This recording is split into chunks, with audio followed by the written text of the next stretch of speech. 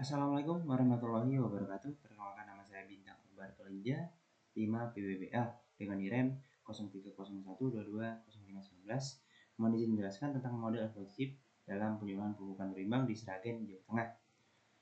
Yang pertama adalah pengertian model evaluasi CHIP.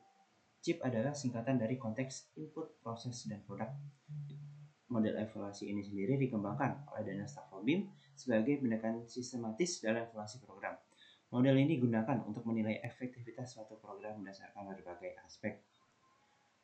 Selanjutnya adalah kelebihan model evaluasi CHIP. Yang pertama adalah komprehensif, mengkaji berbagai aspek dari perencanaan hingga hasil akhir. Yang kedua adalah fleksibel, dapat diterapkan pada berbagai program dan kebijakan. Yang ketiga, proses bersifat formatif dan sumatif, bisa untuk evaluasi selama dan setelah program. Yang keempat, berorientasi pada pengambilan keputusan, memberikan rekomendasi berbasis data. Yang kelima, meningkatkan akuntabilitas, membantu dalam mempertanggungjawabkan efektivitas program. Selanjutnya adalah langkah-langkah model evaluasi CHIP. Yang pertama adalah konteks evaluation, mengidentifikasi kebutuhan, tujuan, dan latar belakang program. Yang kedua adalah input evaluation, menganalisis sumber daya, strategi, dan rencana pelaksanaan. Yang ketiga adalah proses evaluation, mengamati pelaksanaan program untuk memastikan kesesuaian dengan rencana atau plan. Yang terakhir adalah product evaluation, mengukur hasil atau dampak dari program terhadap peserta. Selanjutnya saya akan menjelaskan tentang penyuluhan pembukaan berimbang di Sragen, Jawa Tengah. Yang pertama adalah persiapan mengidentifikasi kebutuhan petani terkait pembukaan berimbang, menentukan lokasi penyuluhan di wilayah pertanian Sragen. Yang ketiga, menyiapkan materi dan alat bantu penyuluhan seperti brosur dan media presentasi.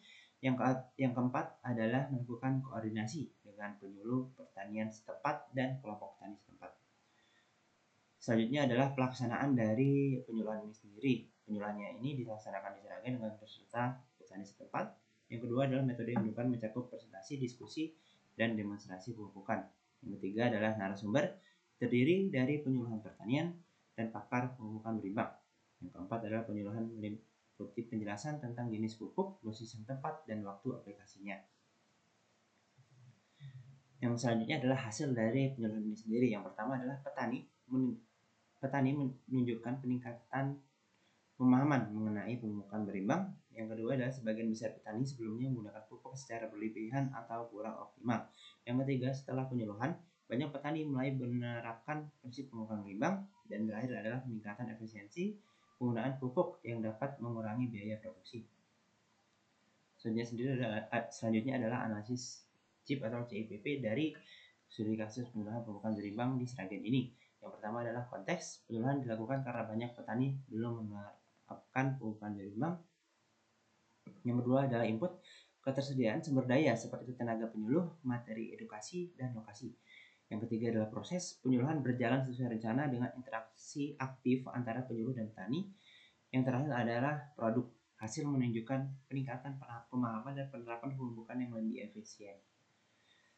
Selanjutnya adalah hal-hal yang perlu diperhatikan dalam evaluasi CHIP. Yang pertama adalah tujuan evaluasi. Pastikan tujuan evaluasi jelas dan sesuai kebutuhan. Yang kedua adalah ketersediaan data. Gunakan data valid dan reliable dalam setiap tahapan evaluasi. Yang ketiga adalah partisipasi stakeholder. Libatkan semua pihak yang berkepentingan. Yang keempat adalah konteks program. Pahami kondisi yang mempengaruhi implementasi program. Dan terakhir adalah rekomendasi tindak lanjut. Evaluasi harus menghasilkan rekomendasi yang dapat diterapkan. Kesimpulannya adalah model evaluasi CHIP memberikan pendekatan sistematis dalam menilai efektivitas suatu program. Yang kedua dapat diterapkan dalam penyuluhan pertanian seperti penyuluhan pemupukan berimbang di Sragen.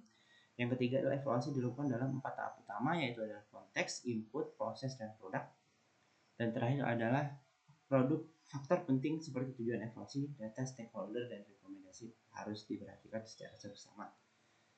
Baik, itu saja presentasi dari saya. Semoga materi ini dapat bermanfaat. Saya akhiri. Wassalamualaikum warahmatullahi wabarakatuh.